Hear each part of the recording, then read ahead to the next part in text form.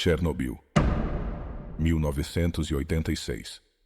O pior acidente nuclear da história. 50,000 people used to live here. Now it's a ghost town.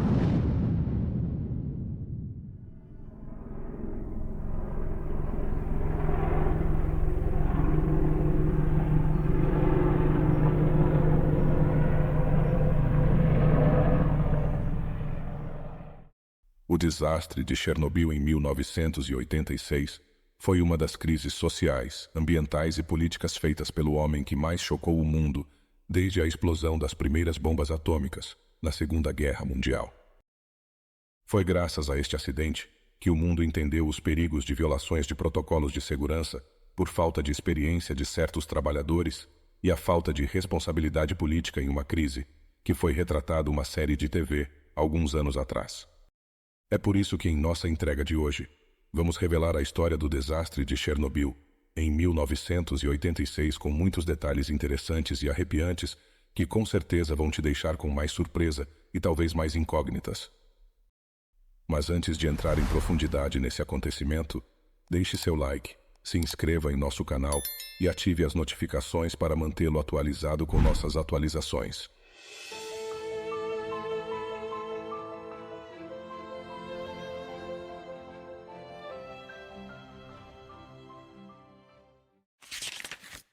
O desastre de Chernobyl.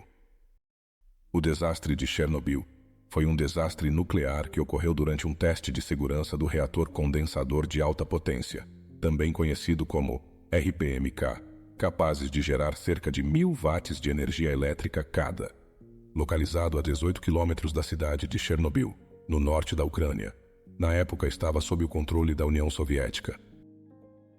O acidente foi desencadeado em 26 de abril de 1986, com a simulação de um corte de energia elétrica, com o qual eles estavam procurando criar um procedimento de segurança para manter a circulação de água de resfriamento do reator 4, até que os geradores elétricos de backup pudessem fornecer energia.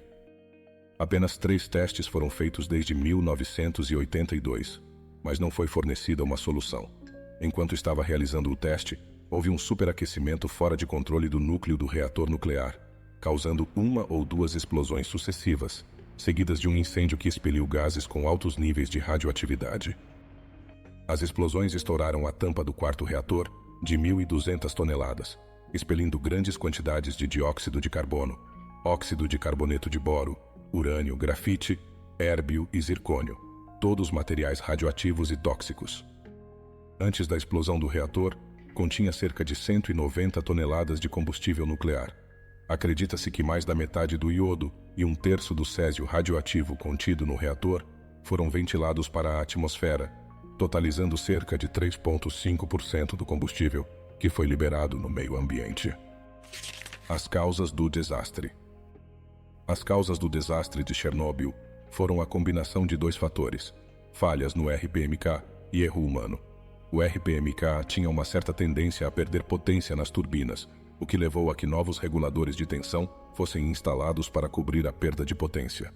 Essa medida não teria falhado se aqueles que instalaram os novos reguladores de tensão tivessem sido treinados para isso, pois a equipe especialista havia desistido após um turno de mais de 10 horas do dia anterior, e foi deixado responsável por uma equipe em treinamento que desligou o sistema de regulagem de poder do reator e seus sistemas de segurança de emergência, e removeu a maioria das barras de controle do seu núcleo, permitindo que o reator operasse a 7% de sua potência. Esses erros foi adicionado o mau treinamento de pessoal, que não sabia como lidar com o superaquecimento gerado quando não havia resfriamento suficiente no reator, desencadeando uma explosão por volta das 23 horas, de 26 de abril de 1986. Os trabalhadores de Chernobyl. Após as explosões, iniciaram uma operação de emergência em massa para apagar o fogo, estabilizar o reator e limpar o núcleo ejetado. Um fogo estava queimando e espalhando-se por vários andares do reator 4, ameaçando perigosamente o prédio onde ficava o reator 3. Outro dos problemas detectados foi o uso de betume, um material combustível, na construção de telhados do prédio do reator, contrariando os regulamentos de segurança internacionais. Os materiais ejetados pelas explosões causaram pelo menos 5 incêndios no telhado do reator 3, que ainda estava em operação. Yuri Vargas Haro, o chefe do turno da noite, tinha a intenção de desligar o reator, mas Nikolai Akimov, o engenheiro-chefe, não autorizou. Em vez disso, foram dados aos operadores máscaras de gás e comprimidos de iodeto de potássio e mandados continuar trabalhando. Finalmente, Vargas Haro decidiu por si mesmo desligar o reator, deixando apenas que operasse os sistemas de resfriamento de emergência. Os 2 primeiros reatores foram desligados e colocados em refrigeração de emergência às 11 horas e 13 minutos e 11 horas e 23 minutos do dia 27 de abril. Outro dos problemas durante o acidente teve a ver com os dosímetros encarregados de medir os níveis de radiação. Os níveis de radiação estimados em 5,6 rotação por segundo, o que equivale a mais de 20.000 rotação por hora. Uma dose letal é de cerca de 100 rotação por hora.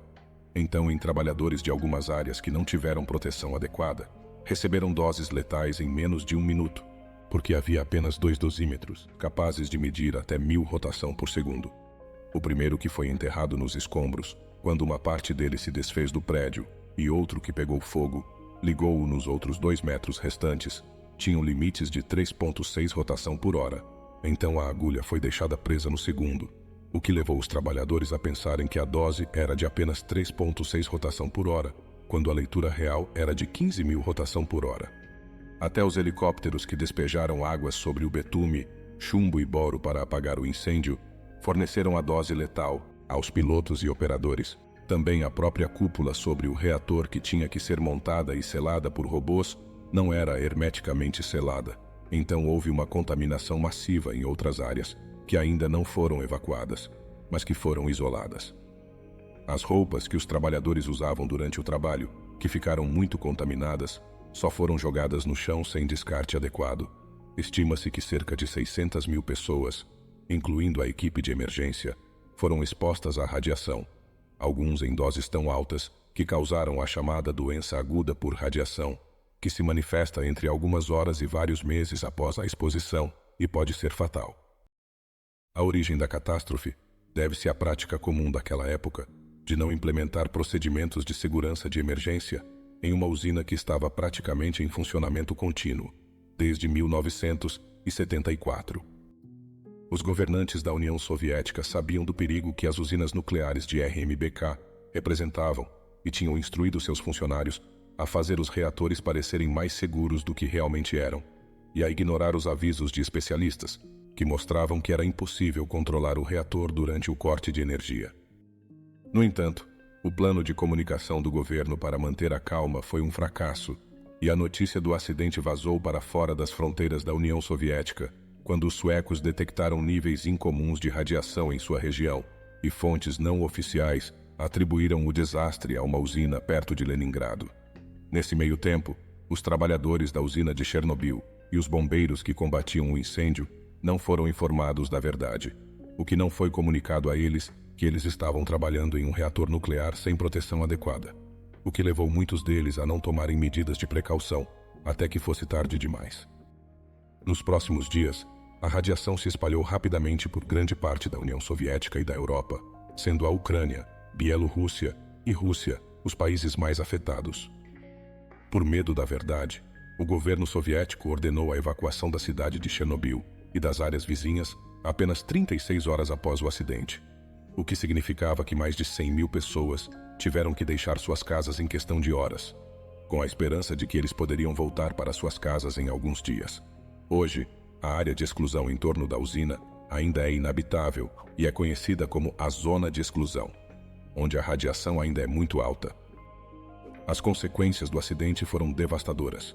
Estima-se que até 30.000 pessoas morreram devido à exposição à radiação em um período de várias décadas após o acidente, incluindo trabalhadores de emergência e residentes locais.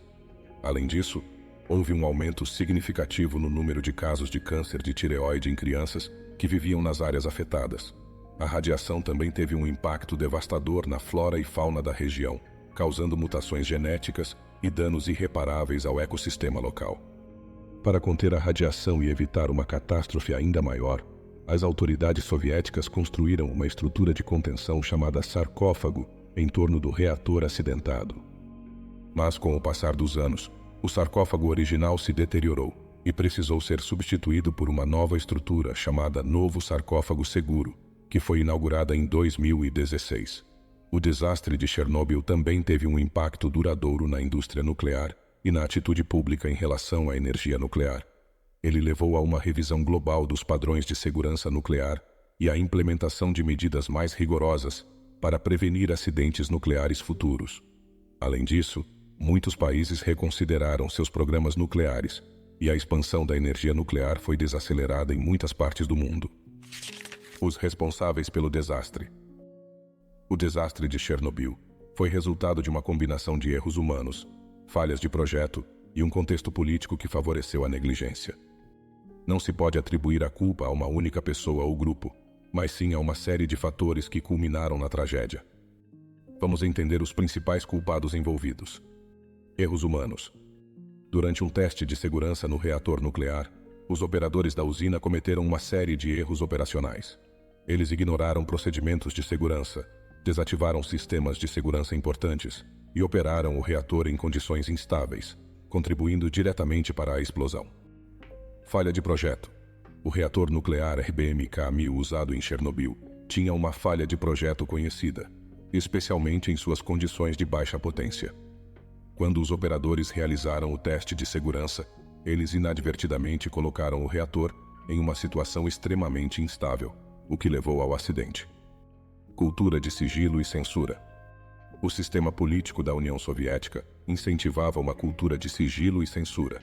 Isso levou a uma falta de transparência sobre questões de segurança nuclear e resultou em informações insuficientes sendo compartilhadas entre as autoridades locais e centrais, retardando uma resposta efetiva após a explosão. Pressão política e metas de produção. O governo soviético estava ansioso para demonstrar o sucesso de seu programa nuclear e atingir metas de produção de energia a qualquer custo. Essa pressão resultou em uma negligência das preocupações de segurança e um desejo de evitar interrupções operacionais que poderiam ter evitado o desastre. Treinamento insuficiente. Muitos operadores da usina não foram devidamente treinados para lidar com emergências e situações de crise.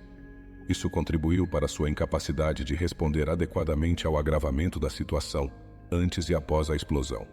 Após o desastre, muitos dos envolvidos foram investigados e responsabilizados. Alguns foram condenados por negligência grave, mas a complexidade dos fatores envolvidos torna difícil apontar culpados individuais. O importante é aprender com os erros do passado para garantir que tragédias semelhantes não ocorram novamente no futuro. Os heróis de Chernobyl. Os heróis de Chernobyl foram os inúmeros trabalhadores e socorristas que arriscaram suas vidas para conter o desastre, mitigar seus impactos e lidar com as consequências após a explosão do reator nuclear. Esses indivíduos enfrentaram condições extremamente perigosas e adversas para proteger outras pessoas e o meio ambiente. Bombeiros e trabalhadores da usina. Logo após a explosão, os bombeiros da região foram os primeiros a chegar ao local para combater o incêndio no reator. Eles enfrentaram altos níveis de radiação, mesmo sem equipamentos de proteção adequados, demonstrando um heroísmo incrível em sua luta contra a catástrofe iminente. Muitos desses bombeiros e trabalhadores da usina pagaram o preço com suas vidas, sofrendo consequências graves da exposição à radiação. Os liquidadores. Após a explosão, uma força-tarefa de voluntários e trabalhadores, conhecidos como liquidadores, foi enviada para conter os vazamentos de radiação e limpar os escombros do reator danificado. Eles trabalharam sob condições extremamente perigosas e com altos níveis de radiação, colocando suas próprias vidas em risco para proteger outras pessoas e prevenir uma catástrofe ainda maior. Médicos e enfermeiros. Os profissionais de saúde que atenderam as vítimas do desastre foram verdadeiros heróis. Eles enfrentaram a exposição direta à radiação para tratar os feridos e doentes, muitas vezes trabalhando sem os recursos adequados e sobrecarregados devido ao grande número de pessoas que precisavam de atendimento médico. Soldados e militares.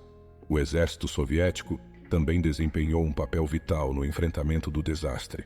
Eles ajudaram na evacuação das áreas afetadas e estabeleceram a zona de exclusão ao redor da usina, protegendo outras pessoas dos perigos da radiação. Cientistas e pesquisadores. Depois do desastre, muitos cientistas e pesquisadores se envolveram na avaliação dos danos causados pela radiação e em estudos sobre seus efeitos na saúde humana e no meio ambiente.